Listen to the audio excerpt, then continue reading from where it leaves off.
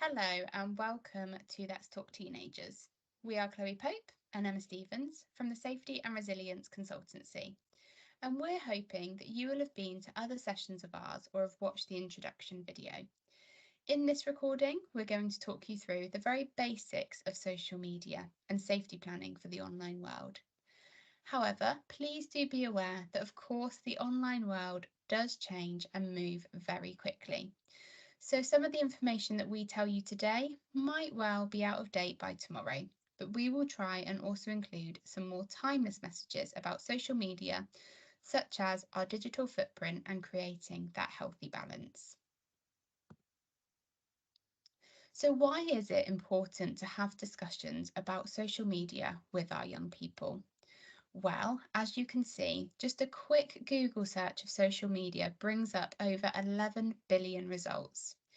It's impossible to know just how much information really is available online, but we do know that globally there are roughly 1.2 trillion Google searches a year, and around 5 billion YouTube videos are watched per day.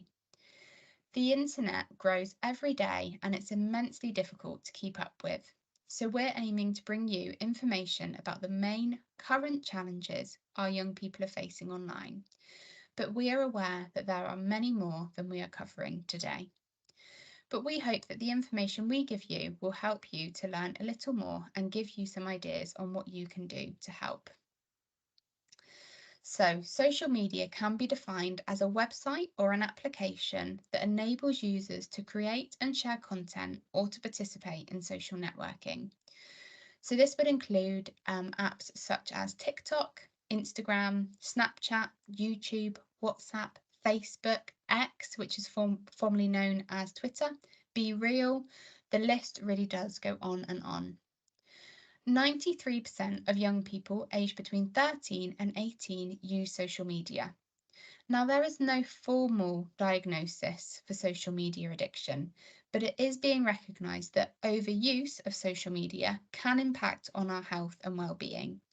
For example, 30% of young people state that they feel anxious if they haven't checked social media for 2 hours whilst they're awake.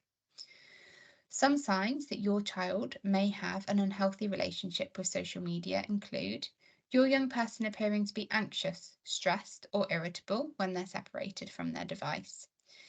If they're experiencing a lack of sleep due to the amount of time that they're spending on social media, or if they show a lack of motivation to do much else other than be on social media. For example, a lack of willingness to see their friends or engage in activities that they would usually enjoy. So social media can be really worrying due to unhealthy habits, but another concern for both parents and young people to be aware of is the digital footprint that we all leave.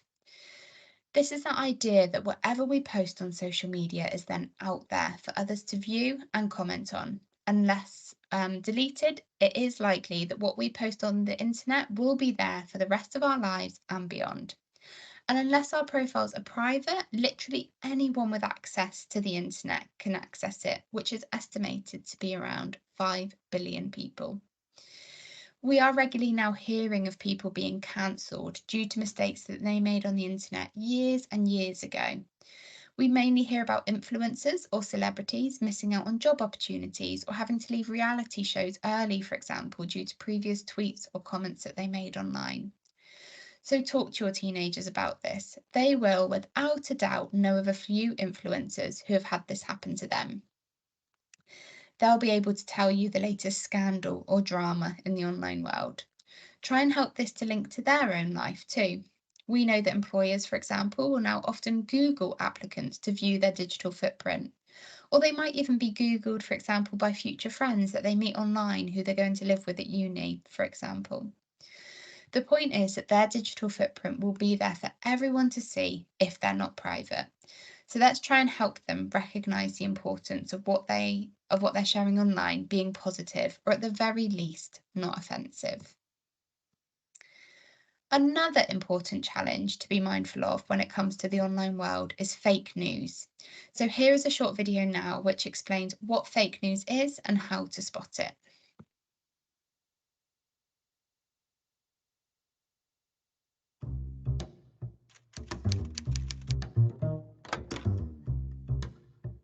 You've probably heard this term. Fake news. Fake news. Fake news. Fake news. Fake news. Fake news. But what exactly is fake news? And more importantly, why should you care about it? Let's start by looking at its history. Well, wait, that wasn't a shadow. It's something moving.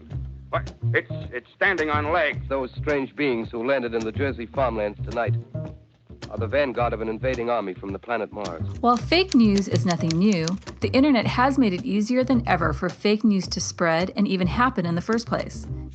Here's why.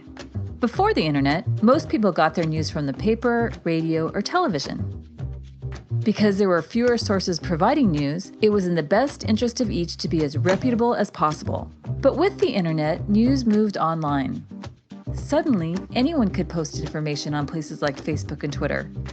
With so much information coming at us from all angles, it's easy to get duped. Especially when articles are made to look like verified news sources. People generally believe it to be true because it looks like news.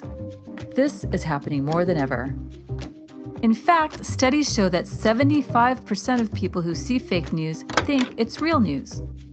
It can be really hard to tell when something is fake. Even our own eyes can be tricked. This is called a deep fake. Videos like this one use artificial intelligence to make it look like someone is saying or doing something they never actually did.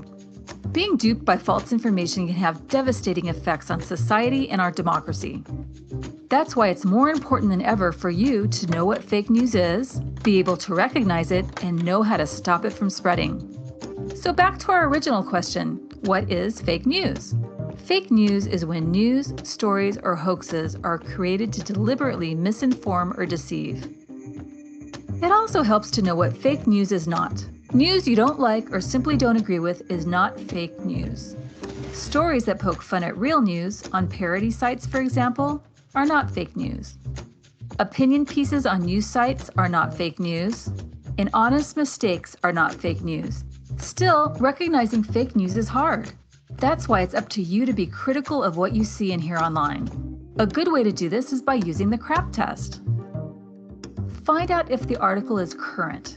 Sometimes old articles are recirculated online. Ask if the site where the article is posted is reputable. Open a second tab on your computer and look into the site that hosts the article. Find out who the author is.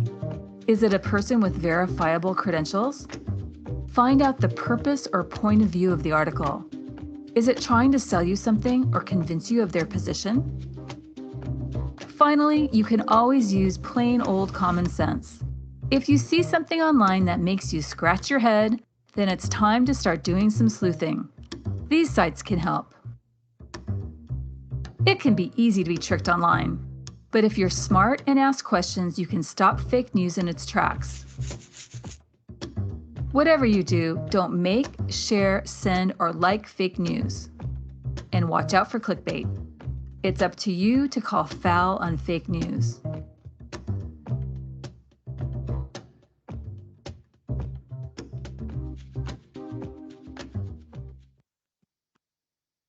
So a really American clip there, but it's got some really, really useful information in there, especially for our impressionable young people who are growing and learning about the world around them every day. Fake news is really worrying because it can influence what our young people think and how they make their decisions. Fake news can also leave people feeling confused about who or what to believe. So fake news always involves lies, so it can be very confusing for our young people to form their own opinions about the world around them. So as well as the tips in that video, how can we also help our young people and us to be more aware of fake news and those harmful opinions online? So firstly, we need to help our young people to be aware that not everything we see online is completely true. So help them to step back and ask themselves, is this likely to be true? And does this feel right? Before they share that story along. Think again about whether the story or article is from a credible source. Help them to think critically. So although one of their favourite internet personalities might have a certain opinion, that doesn't mean that they have to share the same opinion. Your children can use a wide variety of sources and information to help them to form their own identity and opinions. And identify if they say anything that sounds worrying or sounds like fake news and address it with them. You could show them a video like the one we've just watched. There's plenty online. and help them to understand that anyone can post anything online and make it sound like a fact when it isn't at all. Always try and get involved in what they're watching on social media so that you can have these conversations openly and regularly with them. So we do, however, think it's important to touch on the positives of social media and the online world. Yes, there are challenges, but there's a reason why so many of us and our young people use it. And it's really important to be aware of the positives to give that balanced view and have balanced discussions about it with your teenagers. So some of those positives will include connecting with other people, sharing positive moments, engaging with support, finding out real news and what's going on in the world. And it can now be a career. You know, my generation don't think it can be sometimes, but influencers, social media coordinators, or working in advertisers is now a really good career. It can be an escape, can't it, from a rubbish day? It can give you inspiration for outfits, makeup, career paths, how to style your bedroom, just about everything you can find online. And actually, we all know it can be really entertaining at times. So it's about finding a happy balance. There are so many positives and negatives to social media, but social media is here, it's here to stay, and most of our young people want to use it. So the key is finding that happy balance and helping your young person to do that too. So open up the conversation at home. It's really easy to say things like you're always on your phone, but by using language like this, it makes our young people close down and be less open about the social media that they're watching. Try and take an inquisitive approach. Ask them general questions about social media like, God, that sounds interesting. What are you watching? Or ask them who their favourite influencer is. And this could lead on to a conversation about how social media is a space, and it's down to all of us as users to make sure that it's a positive space. You could show them something like what we have on the screen now, which may help them to recognise how you and they could make their online space much more positive. And it's okay to set boundaries or house rules about social media, but make sure you follow these rules too. So if you have tech-free meal times when nobody goes on their phones or iPads while eating, you have to follow that too. Or a family games night with the rule of there being no phones allowed. And when you start introducing phones to younger children, it might be that the rule is that they're on charge in the kitchen and not in bedrooms of an evening. But do try and respect their boundaries too. They might not want you to be their friend or follow them on social media, and that's okay. It doesn't necessarily mean that they're posting worrying things. They just want some privacy, just like they wouldn't want you sat in the corner while they're having their friends round, and you might not want them sat in the corner while you've got your friends round. If they do, however, want you to be their friend on social media, do try and resist commenting or liking everything on their page, as this can be a little overpowering. And if anything does worry you about what they're seeing online, or you disagree with something, take the conversation offline and have a conversation with them face to face about this, rather than via comments or messages that everyone can see. Chloe. Thank you, Emma. So young people are, of course, very savvy online, and often they do know more than we do. So try and use that to your advantage. Get your young person involved with your internet safety. Ask them to show you how you keep your social media profiles private. This is role modeling to them that how to behave appropriately online, and that you do this too. You probably already know how to do it, but act dumb.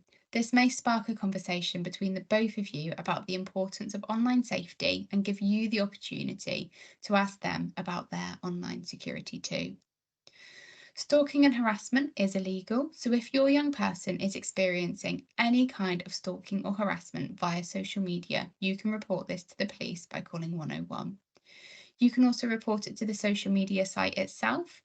There will always be an option on someone's profile to report. Your young person could also use this tool if they're experiencing any kind of online bullying. Almost all social media sites also have the option to block other users. We do, however, recognise that young people often won't want to block the person who is being unkind to them, as the other person would likely to be aware that they have been blocked. Instagram in particular have a really great feature to overcome this, which gives the option to restrict certain users. If you were to restrict someone, it means that no one else apart from you would be able to see the person's comments on your posts. Their messages would go into a special message request folder, and they won't be able to see if you're online or have read their messages. This feature is good to use as well if your young person feels that they need a little bit of space from someone else. So to restrict a user on Instagram, go to their profile, press the three dots, and under that menu, there'll be the restrict option. It's also there that you would find the kind of report and block features too. Also encourage your young person to stop and think before they post and show them that you do this too. Let's all try and ask ourselves if our comment is constructive before we post. Let's not hide behind our profile pictures, and let's help our young people to realise that social media absolutely is not anonymous. Going back to earlier in the session, remind your young person that their online reputation will stay with them for a very long time, maybe even the rest of their life. So if you wouldn't say something to someone's face, maybe the rule would be to not say that to them online. Let's encourage them to think before they post or decide on who they interact with, using this handy acronym on your screen now, SAFE. So thinking about, will this impact on my safety? So things that could impact on their safety could include sharing basic details about themselves online, such as their address, for example, or bank card details, or even speaking to someone that they don't know online who is potentially looking to harm them. Will this impact on anyone else negatively? So this might include unkind or hurtful posts. Could this impact on my future? So this would again include any unkind or derogatory posts online which may come back to hurt them in the future. And finally, will this impact on my emotions? For example, would it be a good idea to follow them on social media if that person makes them feel bad about themselves? Probably not. The key message to take away is that the internet is both a great space and an awful space, and we need to help our young people to navigate it, even if they know more about it than we do. We might need to help them to create those healthy boundaries and support them with knowing what to do should it all go wrong. Emma. So Chloe started this session by saying that information changes really, really quickly online. But there are some really good websites for further support for the different areas of the internet that we've discussed tonight. Internet Matters, Safer Internet, NSPCC and Childline website all have lots of good up-to-date advice and tips on how to stay safe online for families and young people. On the Internet Matters website especially, you can create a personalised internet safety toolkit. You just have to answer a few questions and then you can download guides that relate to your family and how you all use the internet.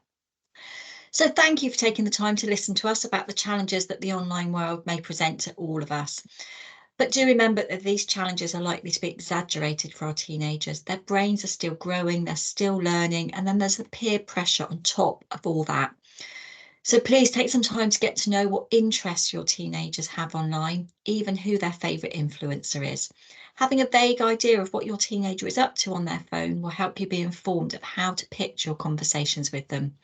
And if it all feels a bit much or intimidating at times, I know it does for me, Google is your friend. Do your own research about the safety features that are on all our social media sites. Google is the best to help you keep up to date with any changes to the social media sites that your teenager uses.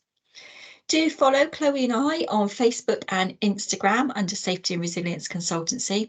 And on the Safer Devon website, there are links to all of our toolkits and all of our other bite-sized videos. Thank you again for listening to us. We hope that we've made it a little bit easier to open up these conversations with your teenager about the online world and your young people. Thank you. Thank you. Goodbye.